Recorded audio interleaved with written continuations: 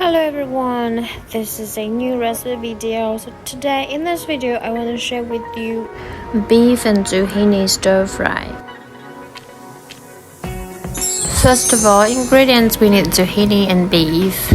Here I cut both of them into slices, as well as chayote if you have them. If not, then it is optional.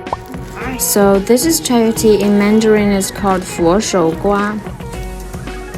Here I heated a pan and a bit of sesame oil, and I'm going to put chayote in. Squash in as well. Once they are semi-cooked, put beef in, and soy sauce, salt. If you have oyster sauce, you can put some oyster sauce in, a tiny bit of sugar, chop in a bit ginger, and ginger in the pan. There we go. This healthy, simple, easy to make beef and zucchini stir fry is now completed. Enjoy your meal and thanks for watching. I'll see you next time. Bye.